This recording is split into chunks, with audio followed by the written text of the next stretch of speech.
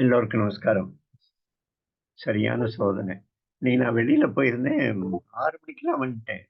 பார்த்தா இந்த இன்டர்நெட் பிரச்சனை. ஆ சரி. ஸோ முமுக்ஷு அப்படி ஒரு வார்த்தை இருக்கு. முமுக்ஷு. அந்த வார்த்தைக்கு விஸ்தாரமான அர்த்தம் இருக்கு. நாம பொதுவா ஒரு சிம்பிளான அர்த்தம்னா, ஆர்வம், அறிந்து கொள்ளும் ஆர்வம் அப்படின்னு எடுத்துப்போம். நரேந்திரா, நம்முடைய சுவாமி விவேகானந்தர், அவருக்கு என்ன கேள்வி வந்தது? நான் வந்து கடவுள் நீ பார்த்திருக்கியா? அப்படின்னு கேட்க ஆரம்பிச்சாரு. அதான் அவருடைய இது. அது நெறைய சுத்தினாரு. அது தொடர்ந்து அது ஒரே ஒரு விஷயத்த பின்னால போனார். கடைசியில அவருக்கு ராமகிருஷ்ண பரமஹம்சர் கிடைச்சார். அவருடைய வாழ்க்கை அந்த ட்ராக்ல வந்தது. தயானந்தர் தயானந்தர் வந்து ஒரு நாள் வீட்டுல சிவ பூஜை நடக்கிறது. சிவராத்திரி அன்னைக்கு சிவலிங்க பூஜை பண்ணிட்டு ராத்திரி எழுந்து வராரு. சின்ன பையன் அப்போ. அந்த சிவலிங்கம் மேல ஒரு எலி விளையாடிட்டு இருக்கு. வந்து அங்க பிரசாதம் வச்சிருப்பாங்க. அத சாப்பிட வந்திருக்கும்.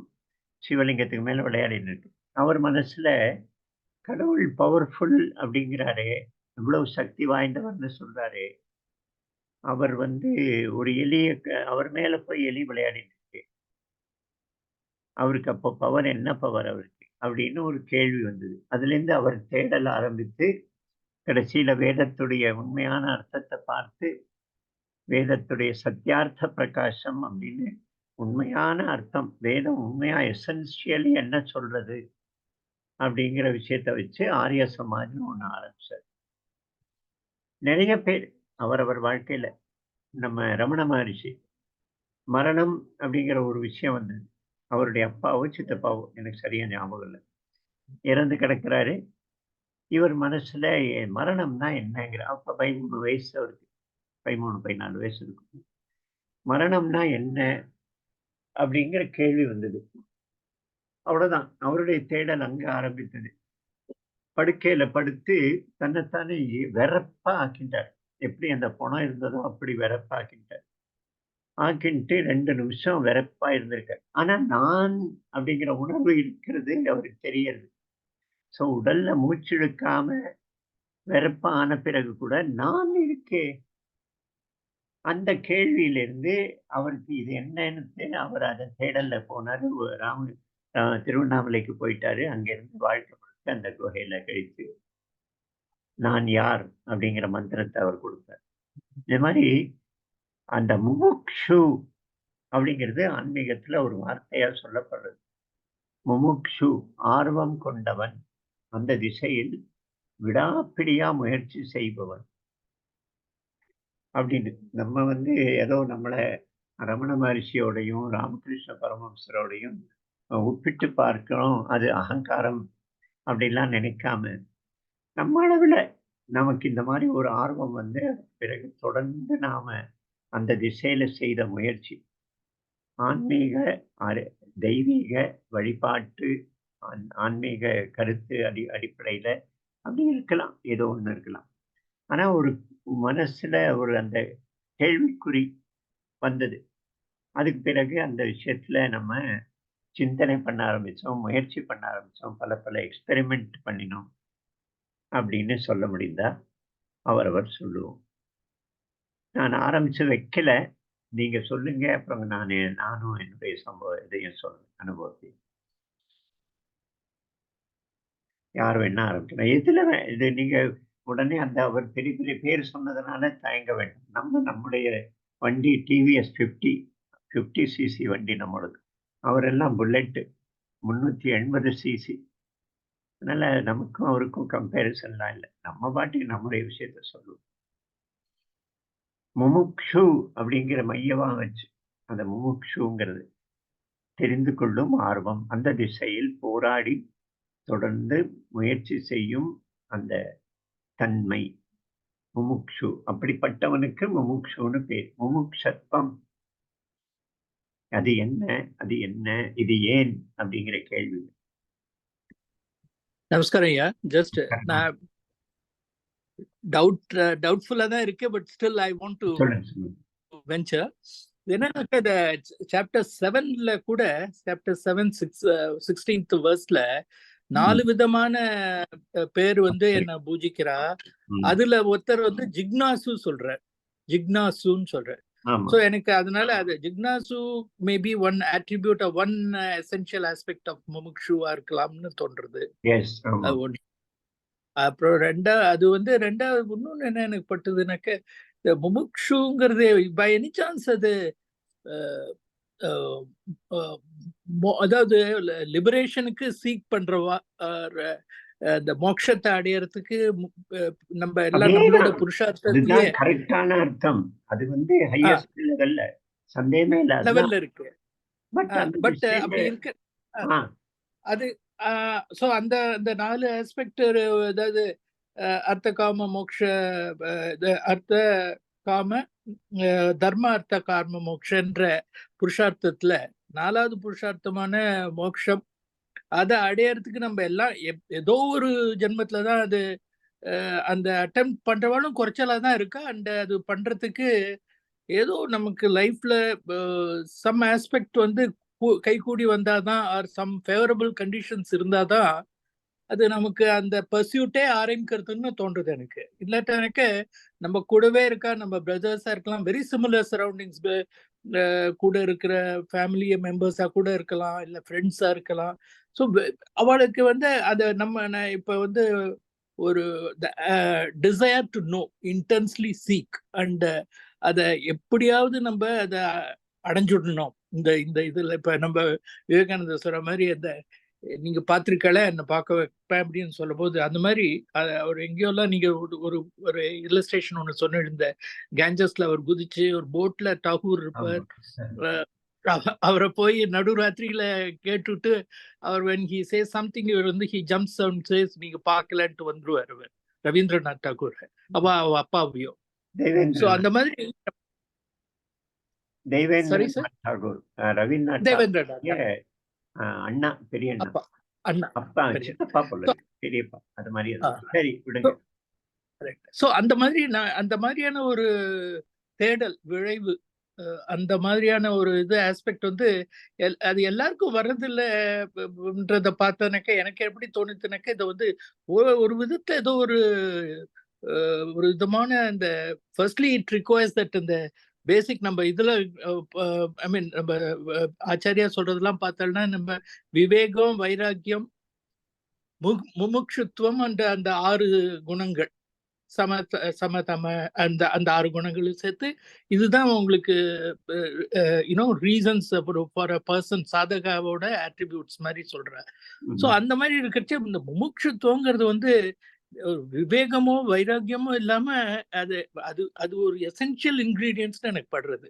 அது நம்மளுடைய அந்த அரியரை, இப்ப நம்ம கீதையில இந்த 2வது அத்தியாயத்துல வந்து சத்து நித்யா சத்தியம், அந்த மாதிரியான ஒரு இதை நம்ம பண்ணணும். எனக்கு அன்லஸ் வி ஃபிகர் அவுட் இது வந்து நிரந்தரம் இல்லை, இந்த ஹாப்பினஸ் இஸ் லாங் லாஸ்டிங், அந்த மாதிரி ஏதோ ஒரு நமக்கு கஷ்டங்கள் வரும்போது அந்த இன்ட்ராஸ்பெக்ஷன் பிகம்ஸ் டீப்பர்னு தோன்றது. ஏன்னா இதை நம்ம இருக்கிற சந்தோஷங்களும் ஷார்ட் லிவ்டு தான், இருக்கக்கூடிய துக்கங்கள், வரக்கூடிய துக்கங்கள் எல்லாம் ஓவர் கம் பண்ணணும். அப்படின்ற போது ஒரு you are wanting to go for a higher cause or higher source, அது அந்த அந்த ஆஸ்பெக்ட் தான் முமுட்சுத்துக்கு மெயின் ஆஸ்பெக்டா எனக்கு படுறது. நாம அதுக்கு தயாராகணும். மோட்சத்தை நாடுபவன், அதுதான் உண்மையான அர்த்தம். முமுட்சு அந்த திசையில ஆர்வத்தோடு பிரயாணிப்பவன். பட் அதற்கான ஒரு மெச்சூரிட்டி வர்றதுக்கு தான் நம்ம பரமாத்துக்கு தான் விவேகம், வைராக்கியம். நம்ம அந்த விஷயத்துக்கு அப்புறம் ஒரு தடவை போவோம். அந்த அவருடைய இவர் நம்ம ஆதிசங்கருடைய இருக்கு இல்லையா, அந்த விவேக சூடாமணி அடிப்படையில அதை பத்தி நம்ம டிஸ்கஸ் பண்ணுவோம். அதெல்லாம் ரொம்ப பெரிய விஷயமாயிரும், அதனாலதான் நான் அங்க போகல. பட் நமக்குன்னு ஒரு விஷயம் தோடி அந்த திசையில உள்ளுக்குள்ள அரிச்சுக்கிட்டே இருந்து அந்த கேள்வி ஓடிட்டே இருந்தது. அப்புறம் சமுதாயத்துல நம்ம பார்க்கிறோம். நம்ம சுத்தி அந்த நிகழ்ச்சிகள் நடக்கிறது.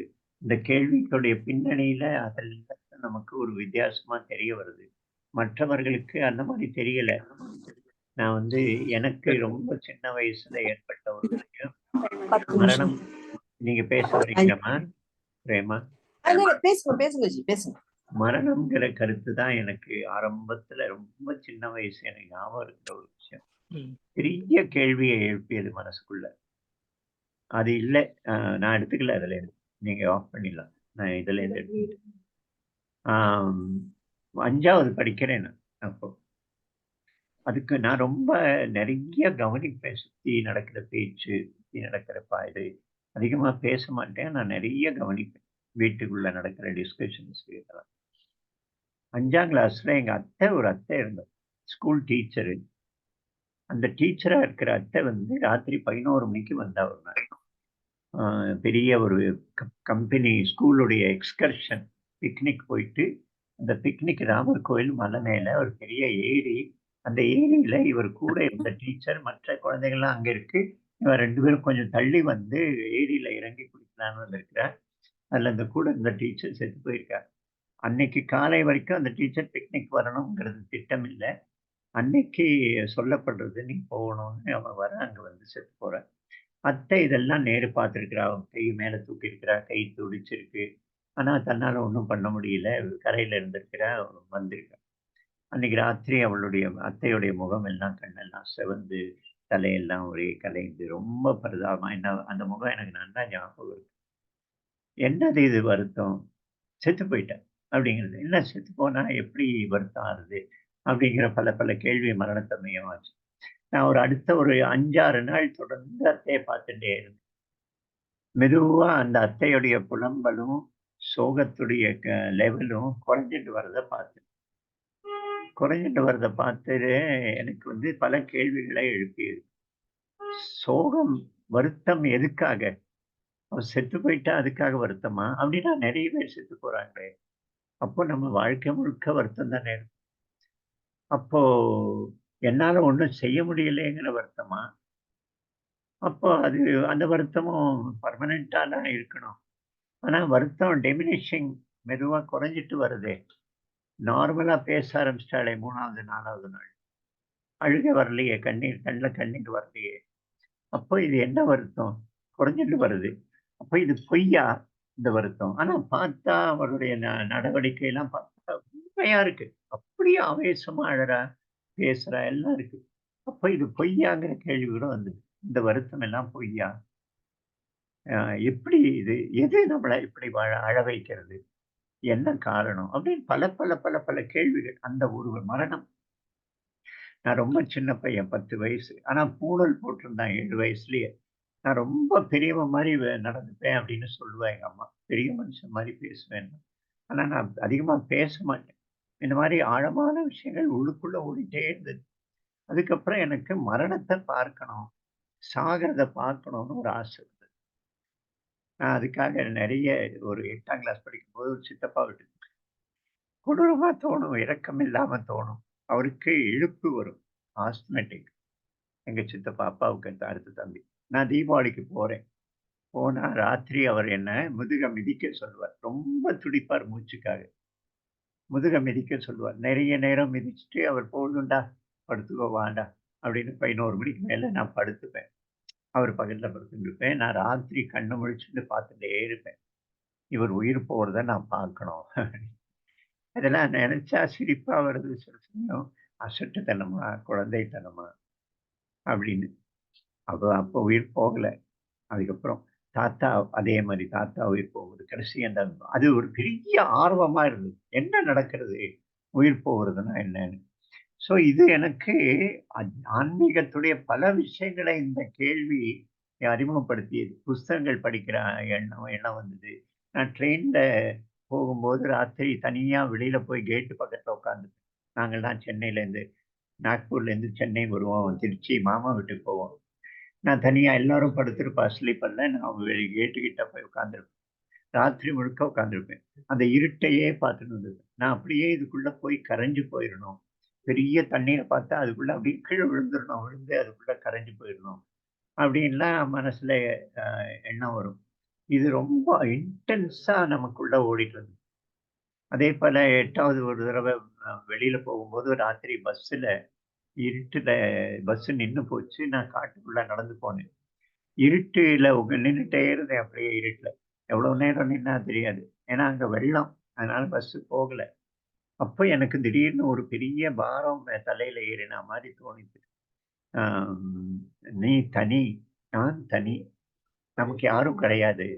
இதெல்லாம் இருக்கு. டிராமால நடிக்கிறவ மாரி எல்லாரும் பக்கத்துல பக்கத்துல எல்லாரும் இருக்கோம். ஆனா நமக்கு ஒரு அண்மையில நமக்கு யாரும் கிடையாது. நான் தனி அப்படிங்கிற அது ஏன் வந்தது? அதுல என்ன தெளிவு ஏற்பட்டு ஆனா இதெல்லாம் நம்முடைய ஆன்மீக கருத்துல சிந்தனைய நெறைய தூண்டி விட்டுது. இந்த மாரி எண்ணங்க இந்த விஷயங்கள் எல்லாம். அந்த பாடைய கட்டுறதுக்கு ஒரு குரூப் இருக்கும் நட்புல. யாராவது செத்து போயிட்டா உடனே அந்த குரூப் எல்லாம் வரும். தோள்ல துண்ட போட்டுண்டு அப்படின்னு அப்பாவ கூப்பிடுவாரு. "பாபு" அப்படின்னு வெளிய கேட்லேருந்து கூப்பிட்டாலே ஏதோ மரண செய்தின்னு தெரியும். நானும் போவேன். அந்த பாடை கட்டுறது, அதுக்கு கயிறு கட்டுறது, நடுவுல குறுக்க அந்த மூங்கில் கட்சிலாம் வச்சு, அவர துணி வாங்கிட்டு வர்றது, பானை வாங்கிட்டு வர்றது, இதெல்லாம் பார்ப்பேன். அவர எடுத்துன்னு வர்றது, அவர வந்து எடுத்துன்னு வந்து அதில போட்டு இறுக்க கட்டி, எனக்கு எல்லாம் பெரிய கேள்விகள உருவாக்கும். ஆனா அப்புறம் கீதை 40வது வயசுல படிக்கிறேன். நம்ம உடல் வேற, அந்த ஆன்மா வேறங்களா. அதெல்லாம் ஆனா இந்த பேக்கிரவுண்ட்ல ரொம்ப வருஷம் எனக்கு இந்த பேக்கிரவுண்ட்ல பின்னணியில நெறைய கேள்விகள் ஓடிட்டே இருந்தது. ஒரு தடவ நான் இன்ஜினியரிங் ஃபைனல் இயர் போயிருக்கேன். அப்ப இன்ஜினியரிங் ஃபைனல் இயர்ல வந்து நான் கேம்பஸ் இன்டர்வியூலாம் போகல. எனக்கு வந்து வேற பிளான் இருந்தது. நான் வந்து ஆ நான் வந்து இந்த மாரி ஏதாவது ஒரு இடத்துல குடிசை பகுதியில கிராமத்துல போய் தங்கணும். ரூ. 500க்கு இன்ஜினியரா ஒரு 4 மணி நேரம் வேலை பார்க்கணும். ரூ. 500 கிடைச்சா போதும். நம்ம வாழ்க்கைய வந்து அந்த கிராமத்திலேயே, அந்த குடிசை பகுதியிலேயே வாழ்க்கை முழுக்க அங்க என்ன தேவையோ அதெல்லாம் செய்யணும். என்ன பண்ணணும் ப்ளூ பிரிண்ட் கிடையாது. ஆனா இப்படி முடிவெடுத்திருந்தேன். அதனால கேம்பஸ் இன்டர்வியூவே போகல. அப்போ ஆர்எஸ்எஸ் அறிமுகம் கிடையாது. எனக்கு ஒரு சீனியர் 2 வருஷம் சீனியர் தப்லா வாசிப்பான். அவன் பிடபிள்யூடில இன்ஜினியரா சேர்ந்திருந்தான். பாஸ் ஆயிட்டான். அவன் சொன்னான், "நான் வந்து வேலைய விட்டுட்டேன்னு" சொன்னான். "என்னடா பண்ண போறேன்னு?" "நான் அஸ்ஸாம் போப்போறேன்னா." "அஸ்ஸாம் போய் என்ன பண்ணுவ? கான்ட்ராக்ட் எடுத்து ஏதாவது சிவில் இன்ஜினியரிங் எல்லாம் பண்ண போறியான்னு?" கேட்டேன். "இல்ல, இல்ல. நான் வந்து இந்த மாரி ஒரு அமைப்பு இருக்கு ஆர்எஸ்எஸ்ன்னு. அதுல ஃபுல் டைமா ஒர்க் பண்ண போறேன். இந்து சமுதாயத்துக்காக." எனக்கு ஆச்சரியமா இருந்தது. நான் இதுக்காகத்தான் ரூ. 500 வேலைன்னு யோசனை பண்ணிட்டு இருக்கேன். 4 மணி நேரம்னு. மனசுக்குள்ள கேள்வி இருந்தது. யாரு நமக்கு 4 மணி நேரம் வேலை குடுப்பாங்க? ரூ. 500 சம்பளத்துக்கு அப்படின்லாம் யோசனை பண்ணிட்டு இருந்தேன். இவன் சொன்னான். அப்போ அப்படி என்ன இருக்கு? அப்ப நீ சாப்பாட்டுக்கு என்ன பண்ணுவேன்னு? பவதி பிக்ஷாந்தேஹி அப்படின்னா. எனக்கு அது ரொம்ப பிடித்த ஒரு கருத்து. ஆதிசங்கரர் அவருடைய வாழ்க்கையெல்லாம் படிச்சதுல. இந்த மாரி ஒரு விஷயம் இப்போ சமுதாயத்துல இதெல்லாம் நடக்குமா? அப்படின்லாம் கூட தோணும். ஆனா அது அவர் பிடிச்சோனே எனக்கு ரொம்ப பிடிச்சு போச்சு. ஓ! அப்படி இருக்கா? பரவாயில்லையே! சரி ஆனா அம்மா, அப்பாவுக்கு அ நீ பணம் சப்போர்ட் பண்ண வேண்டாமா? அம்மா, அப்பா எதிர்பார்க்கலே! உனக்கிட்டேருந்து பணம் வேணும்னு எதிர்பார்ப்பாரேன்னு சொல்றான். நான் கேட்டேன்.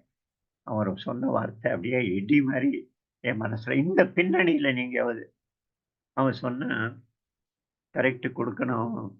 நான் ஒருத்தன் தான் பையன். திடீர்னு நான் செத்து போயிட்டேன்னு வச்சுக்கோ. எங்க அம்மாவுக்கு 3 மணி நேரத்துல பசிக்குமா இல்லையா? பசிக்காதான்னு கேட்டான். நான் பார்த்துருக்கேன். நம்ம வீட்லலாம். அந்த அழுதுட்டு இருப்பா. ரொம்ப வீல் வீல்ன்னு அழுவா. பக்கத்து வீட்லேருந்து ஒருத்தர் உப்புமா ஏதோ பண்ணி கொண்டு வந்து குடுப்பா. வாயில திணிப்பார். "இல்ல, இல்ல நீ சாப்பிட்டுக்கோ. தெம்பு வேணும்." அப்படி இப்படின்னு சொல்லி. எனக்கு வந்து அதனால சாப்பிடுறதெல்லாம் பார்த்துருக்கேன். பணம் கிடக்கும் சில சமயம். ஆனா அப்பவே இது நடக்கும். உள்ள அழைச்சுட்டு போய் குடுத்துட்டு வருவா. அப்போ அவன் சொன்னான், "நான் செத்து போயிட்டா என்ன ஆகும்? 3 மணி நேரத்துல அவருக்கெல்லாம் பசிக்க ஆரம்பிக்கும். அப்போ பசிக்கு உணவு தேட ஆரம்பிப்பா இல்லையா? ஆனா நான் இருந்து அவருக்கு குடுக்கணும். அப்படிலாம் ஒண்ணும் கிடையாது." அப்படின்னு சொன்னது எனக்கு பயங்கரமான இம்பாக்ட் அது. அதாவது என்னால இப்போ வர்ணிக்கவே முடியாது. அதே க்ஷணத்துல நான் முடிவெடுத்தேன். எனக்கு ஆர்எஸ்எஸ் காரங்களுக்கு என்ன தெரியாது? எனக்கு ஆர்எஸ்எஸ் தெரியாது. நானும் இந்த ஆர்எஸ்எஸ்ல ஃபுல் டைம்ல மரணம் ரொம்ப வருஷம் தொடர்ந்தது. அந்த மரணம் பயம் ஏற்படுத்தல. ஆனா மரணம் நெறைய அப்சர்வ் பண்ணேன். சுத்தி நடக்கிற மரணங்கள் எல்லாம். துணிய உருவிடுவான். ஒரு மரணத்துக்கு நான் போயிருந்தேன் சுடுகாட்டுக்கு. School student. அந்த கடைசியா பெரிய கட்டைய வச்சு உடம்பு மேல வச்சு எரிக்கிறதுக்கு பையன் வந்து எரிக்கிறதுக்கு முன்னால, அவர் மேல இருந்த ஒத்த துணி, ஒரு மெல்லிஸ் துணி ஒண்ணு போத்தியிருக்கும் அந்த பிணத்து மேல. அத உருவிடுவான். உருவிட்டு அந்த வெட்டியானுக்கு குடுத்துப்பான். எப்படி வந்தோமோ அப்படி போகணும் அப்படின்னு. எனக்கு இதெல்லாம் பயங்கரமான மனசுல ஒரு தொடர்ந்து ஒரு ஊற்று மாரி ஏற்பட்டுட்டே இருந்தது. நான் இத முமுட்சுத்துவம்னு நான் சொல்லல. ஆனா நிச்சயமா ஆன்மீக விஷயங்கள் எல்லாம் இந்த விஷயத்திலேருந்து பல விஷயங்கள் நமக்கு அறிமுகமாச்சு. டாக்டர் ராதாகிருஷ்ணனுடைய புக்ஸு, ரமண மகரிஷிய பத்தி பரணிதரன் எழுதியது, ஆனந்த கடல்ல எழுதிய புக்கு. அவன் நெறைய படிக்க படிக்க இது இன்னும் உள்ளுக்குள்ள கொஞ்சம் கொஞ்சமா கிளாரிஃபை ஆயிட்டே வந்தது. ஒரு ஸ்டேஜ்ல மரணம் அப்படிங்கிறது விலகி போச்சு அது தானே. அப்போ வேற விஷயங்கள் சமுதாயம் வேடிக்கை பார்க்குற மாரி சமுதாயத்த நம்ம இருக்கிற வரைக்கும் ஏதோ செய்யணும். இந்த பக்கத்துல இருக்கிறவங்களுக்கு ஏதோ நல்லது செய்யணும். உயிர் போகிற வரைக்கும் வாழணும். அப்படிங்கிற மாரி ஒரு செட்டில் ஆயிடுச்சு. ரொம்ப பெருசா கோரிக்கைகள் அது வேணும், இது வேணும்லாம் வச்சுக்காம, ஏமாற்றங்கள் எல்லாம் இல்லாம வாழணும். அப்படின்னு நம்மள அறியாம செட்டில் ஆயிடுச்சு. இந்த மரணம் எங்க தாத்தா வந்து 70 வயசு இருக்கும் அப்போ. அந்த சித்தப்பா செத்து போனார். நான் அப்போ காலேஜ் ஃபர்ஸ்ட் இயரோ, செகண்ட் இயரோ படிக்கிறேன். செய்தி வருது. எதிர்த்த வீட்டுக்கு ஃபோன்ல செய்தி வருது. நான் சந்தியாவந்தனம் பண்ணிட்டு இருக்கேன். உள்ள 2வது ரூம்ல. ஊளையிடுற மாரி அழுதாரு தாத்தா. பயங்கரமா அழுதார். அந்த செய்தி எதிர்த்த வீட்லேருந்து ஃபோன் போய் பேசிட்டு, அப்பா வரார். வந்து இந்த மாரி சுந்தர் இறந்து போயிட்டாங்க. அந்த அழுகை எனக்கு வந்து அந்த இவன் நாயகன் படத்துல கமலஹாசன் அழுற மாரி அப்படி ஊளையிட்டு அழுதேன். நான் அப்படியே பின்னால சாஞ்சு என்னதுன்னு பார்த்தேன். வாச கதவுல பாட்டி, தாத்தா சேர் போட்டு உட்கார்ந்துருக்கு. எனக்குள்ள ஒரு கேள்வி வந்தது. எத்தன சாவ இவர் பார்த்திருப்பாருல்ல? எத்தன மரணங்கள பார்த்திருப்பாரு. எப்படி இப்படி ஒரு மரணத்திலேருந்து ஒண்ணுமே கத்துக்கலையா? அப்படின்னு. இது அவர் மேல அவமரியாதை நான் இதுவரைக்கும் யார்ட்டயும் சொன்னதும் இல்ல. ஆனா எனக்குள்ள அந்த ஒரு பயங்கரமான கேள்வி ஒண்ணு வந்தது. இந்த மாரி விஷயத்த பார்த்து. அப்போ இத மரணத்த மையமா வைத்தே இது விசாரம் ஓடிட்டே இருந்து, எங்கோ ஒரு இடத்துல ஏதோ தெளிவு பிறந்தா மாரி ஒரு தோற்றம் கிடைக்குது. அப்படின்னு என்னுடைய இந்த முமுட்சுங்கிற விஷயத்துல இது ஞாபகம் வந்தது. நீங்க யாராவது சொல்லுங்கம்மா. எது வேணா நீங்க கவலைப்படாதீங்க. நாம ரொம்ப பெரிய இதுவா நம்மள நெனச்சுட்டு பேசுறோம்லாம் நெனைக்காதீங்க. யார் வேணா பேசுங்க. இல்ல இத பத்தி தியரிட்டிக்கலா பேசுங்க. அவர் பேசினார் பாருங்க. ரொம்ப அழகா சொன்னார் அவர். முமுட்சுத்துவம்னா என்ன அப்படின்னு. ஆரம்பிங்க. முமுட்சுத்துவம்லாம் பேசுறதுக்கெல்லாம் எனக்கெல்லாம் தகுதியே கிடையாது. சும்மா அந்த சீக்கிங் அப்படின்ற ஆங்கிள் பாக்கச்ச நீங்க சொன்ன மாதிரி மரணம் வந்து நம்ம வாழ்க்கையில அதுவும் ரொம்ப க்ளோஸ் பீப்புளோட மரணம், நம்ம பக்கத்திலேயே இருந்து பாக்குற மரணம், அதெல்லாம் வந்து நம்மளுக்கு ஒரு பயங்கர இம்பாக்ட உண்டாக்குறது. நான் வந்து ஒரு 30-31 வயசு இருக்கும் பொழுது மகாராஜபுரம் சந்தானமும் ரோடு ஆக்சிடென்ட்ல செத்துட்டாங்க. அவர் வந்து என்னோட சின்ன மாமனார். பாடுறதுக்கு போயிருக்காரு. அவரோட ஒரு சின்ன பேத்தி அகிலாவோ என்னமோ பேரு. ஆமா, அவரோட தம்பி அந்த அகிலா கூட உங்களுக்கு நல்லா தெரியும் இல்லையா? இவ 3 பேரும் ஒரே நாள்ல ஒரே க்ஷணத்துல டெத். எனக்கு பக்கத்தாத்துல அப்பா. சோ அட்ட ஸ்டேஜ் பக்கத்து வீட்டுல 3 டெத். அது பயங்கர இம்பாக்ட். அது அப்கோர்ஸ் அந்த குழந்தையோட டெத் ரொம்ப, மத்ததெல்லாம் அவ்வளவு தெரியல அந்த வயசுல. பட் அந்த குழந்தையோட டெத் வந்து என்ன நடக்கிறது அப்படின்னு ஒண்ணு தோணிட்டே இருந்தது. அதுக்கப்புறம் உடனே இமீடியட்டா எங்க மதர் இன் லா டெத்து, அப்புறம் உடனே என்னோட பிரதரோட டெத்து. அப்போ எதுவுமே நம்ம கையில இல்ல அப்படின்றது அப்போ பயங்கரமா ரெஜிஸ்டர் ஆச்சு. என்னெல்லாமோ பிளான் பண்ணி நம்ம போறோம். ஆனா என்ன நடக்கணுமோ அது பாட்டுக்கு நடந்துட்டே இருக்கு. ஒரு கேள்விமா, மரணம் உங்களை பயமுறுத்தியதா? அந்த இல்ல என்ன பயமுறுத்தல. எங்க அண்ணாவோட டெத் வந்து ஒரு எனக்கு அசாத்திய ஸ்ட்ரென்த் கொடுத்ததுன்னு சொல்லணும். ஏன்னா personally my life is a total flop though I was very rich. But எங்க அண்ணாவோட டெத் வந்து, எங்க அண்ணா வந்து ஒரு பெரிய தூண் மாதிரி எங்க ஃபேமிலிக்கு. அவர் கார்த்தால இங்கேருந்து கிளம்பி காலேஜுக்கு, he was a principal of Guru Nanak college. கார்த்தால கிளம்பி ஹெல்த்தியா சாப்பிட்டுட்டு கார் ஓட்டிட்டு காலேஜுக்கு போனவர் கரெக்டா 9 மணிக்கு ஆத்துல பேசியிருக்கார். 9:10 வந்து போன் வருது, he had cerebral hemorrhage and passed away அப்படின்னு சொல்லிட்டு. சோ இந்த பாசமலர் அக்கா தங்க அண்ணா தங்க மாதிரி நாங்க 2 பேரும் அத பார்த்த உடனே அப்புறம் எனக்கு புரிஞ்சுடுச்சு, I have to take care of myself. என் பசங்களை பார்த்துக்கணும்னா எனக்கு இன்னைக்கு சப்போர்ட்டே கிடையாது அப்படின்னு புரிஞ்சு, அதுக்கப்புறம் தென் இடிபி ட்ரைனிங் அதெல்லாம் நான் போனேன். கவர்மெண்ட் இது பண்ண, அதுக்கப்புறம் நானே சிங்கப்பூருக்கு கொஞ்சம் இங்கே இருந்து நிறைய பொருள்லாம் அனுப்பிச்சு எக்ஸ்போர்ட் கம்பெனி என்னெல்லாமோ ட்ரை பண்ணி பார்த்தேன். தென் அதுக்கப்புறம் there was a very big fall in my முடிச்ச உடனே அதுல வர சொன்னாங்க. சரியா? ஜூம் ஐடில. ஆமா. then there was a very big downfall in my life. அப்ப எனக்கு இந்த எங்க அண்ணாவோட டெத் வந்து எனக்கு பயங்கர ஸ்ட்ரென்த் கொடுத்துச்சு. நான் தான் பண்ணணும், இனிமே என் ஃபேமிலியை பார்த்துக்கணும்னா அதுக்கு நான் ஒத்தி மட்டும்தான் இருக்கேன் அப்படின்றதுக்காக அதுக்கப்புறம் ஓட ஆரம்பிச்சேன். ஆனாலும் என்னால அக்செப்ட் பண்ணிக்க முடியல, இதனை எப்படி எனக்கு மட்டும் இப்படி ஒரு வாழ்க்கை அமைஞ்சுது அப்படின்னு சொல்லிட்டு தென் ஐ ஸ்டார்டட் லேர்னிங் அஸ்ட்ராலஜி. ஒரு 12-13 வருஷம் திருப்பி ஒரு 7-8 பேர்கிட்ட போய் கத்துண்டு எதனால இப்படி நடக்கிறது திரும்பி அதுல தேடினேன். அப்புறம் ஒண்ணு புரிஞ்சுது, நம்ம செயல்பாட்டுக்கோ நம்ம எண்ணங்களுக்கோ ஏத்த மாதிரி நம்ம வாழ்க்கை அமையாது. நம்ம ரொம்ப நல்லவாளா நம்ம ஓரளவுக்கு நம்ம மனசாட்சிப்படி நடந்துட்டா கூட என்ன நடக்கணுமோ அதெல்லாம் ப்ரீ டிட்டர்மின்ட், அப்படிதான் நடக்கிறது. சோ நம்மளுக்கு என்ன பண்ணணும்னு தோன்றதோ நேர்மையா அதுல தப்பு இல்லாம பண்ணிட்டு பேசாம உட்கார்ந்துட்டு இருக்கணும். எது வருதோ அதை அக்செப்ட் பண்ணிக்கணும் அப்படின்ற எண்ணம் ரொம்ப ஸ்ட்ராங்கா எனக்கு தோணிச்சு. உங்களோட லைஃப் வந்து எனக்கு ஒரு பெரிய இன்ஸ்பிரேஷன். எத்தனை துக்கம் எத்தனை கஷ்டங்கள் எதை பத்தியும் கவலைப்படாம நீங்க பாட்டு ஹாப்பியா இருப்பீங்க, எப்ப பார்த்தாலும் சொல்லிட்டு இருப்பீங்க. மனுஷனோட மென்டாலிட்டி வந்து ஹாப்பினஸ் தான், அதை தான் தேடணும் நம்ம அப்படின்னு சொல்லிட்டு. அப்கோர்ஸ் என்னால ஹாப்பினஸ் தேட முடியாட்டா கூட அமைதி ஆயிட்டேன் நான். இதுக்கெல்லாம் இந்த இன்சிடென்ட்ஸ்க்கெல்லாம் அப்புறம் ரொம்ப காம் ஆயிட்டேன். சரி இவ்வளவுதான், இப்படிதான் நடக்கும், நம்ம பண்ண வேண்டியதை பண்ணிட்டு பேசாம உட்கார்ந்துட்டு இருக்கணும், அவ்வளவுதான். என்ன நடக்கிறதோ அதை அக்செப்ட் பண்ணிக்கிற பக்குவத்தை நம்ம உண்டாக்கிக்கணும் அப்படின்னு ஒரு இது வந்து இந்த சீக்கிங் தேடி கடைசியில நம்மளுக்கு எல்லாம் மேல ஏதோ ஒரு பயங்கர ஸ்ட்ராங்கா ஒண்ணு ஓடிட்டு இருக்கு. அதுதான் எல்லாத்தையும் டிட்டர்மின் பண்றது. நம்ம கையில ஒண்ணுமே கிடையாது, பேசாம இரு, அவ்வளவுதான். பண்ண வேண்டிய உனக்கு கட்டின கயிறை கரெக்டா பண்ணிடும், அவ்வளவுதான். உன்னோட லிமிட் என்னவோ அதுல நீ நேர்மையா இரு, அவ்வளவுதான். அதுக்கு மேல ஒண்ணுமே கிடையாது அப்படின்னு ரொம்ப ஸ்ட்ராங்கா எனக்கு ரெஜிஸ்டர் ஆயிடுச்சு இந்த மேட்டர். ரொம்ப சந்தோஷம்.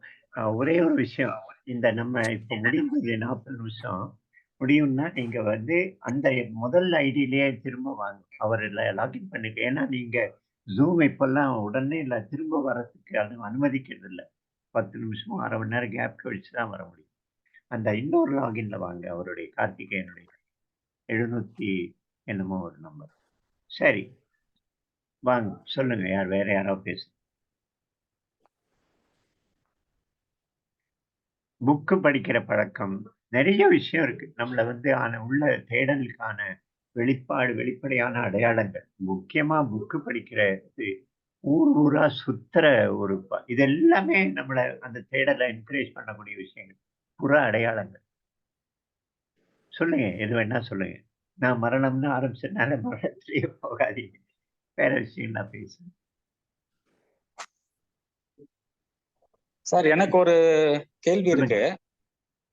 இந்த நம்ம வந்து இந்த 3 குணங்கள் பேசணும்ல, ரஜஸ் தமஸ் சாத்விக் அப்படின்னு சொல்லிட்டு, அது வந்து மனிதர்களுக்கு மட்டும்தான் பொருந்துமா இல்ல என்விரான்மெண்ட் பிளேஸ் எல்லாத்துக்குமே அது பொருந்துமா? நான் ஏன் இந்த கேள்வி வந்ததுன்னு நான் சொல்லிடுறேன். ஒரு கதை கொஞ்ச நாளுக்கு முன்ன படிச்சேன். வீரபாண்டிய கட்டபொம்மன் வந்து தன்னோட பாஞ்சாலங்குறிச்சியில கோட்டை கட்டுறதுக்கு முன்னாடி அதுக்கு இடம் தேடி குதிரையில போயிட்டு இருந்தாராம். அப்ப வந்து ஒரு நரி வந்து முயலை துரத்தி போச்சான்.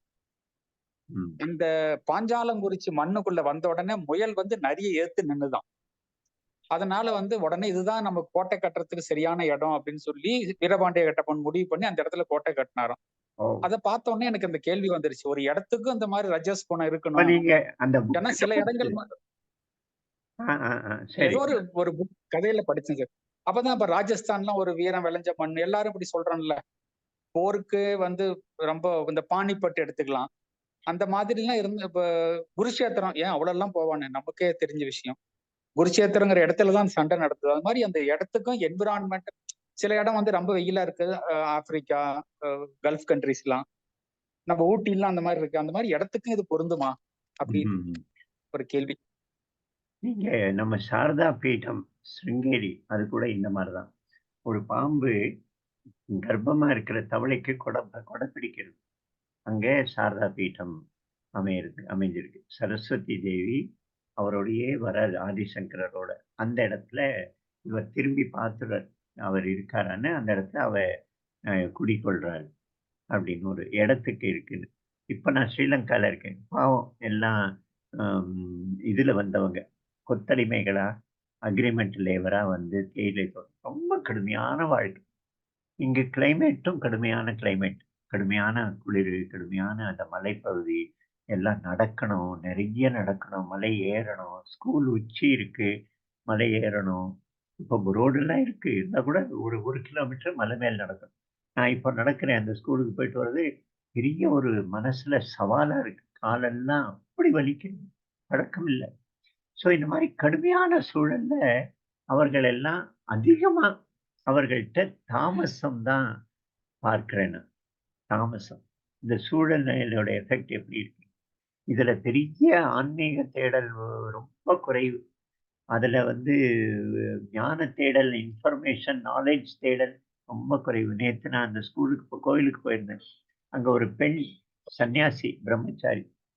அந்த பெண் வந்து அந்த இடத்துல சின்மய மிஷனுடைய பிரம்மச்சாரிணி. நான் அவளை பத்தி கேட்டிருந்தேன். 36, 35 வயசு தான் இருக்கும். ரொம்ப சின்ன வயசு. எப்படி வந்தது இந்த மாரி எண்ணம்னா, ஒரு 13 வயசுல. அதுவும் அவ வந்து இந்த மாரி கூலி தொழிலாளியோட பொண்ணு. அ தேயிலை இலை பறிக்கிற அப்பா, அம்மா. அந்த இடத்துல 13 வயசுல இந்த மாரி ஒரு எண்ணம் வந்ததே! எப்படி வந்திருக்கும் பாரு. இதெல்லாம் ரொம்ப ரேர். பட் நார்மலா அந்த இடத்துக்கு நீங்க சொல்ற மாரி தாமசம் தான் ஓங்கி இருக்கு. அடிபணிந்து போதல், ஆம், ஏற்றுக்கொள்ளுதல் லைஃபுடைய கஷ்டங்கள. அது அப்படியே ரொட்டீன் லைஃப்ல ஓடுறது. புதிய முயற்சிகள் செய்யாம இருக்கிறது. இதெல்லாம் அதிகமா இங்க பார்க்கலாம். அதே யாழ்ப்பாணத்துல இருந்து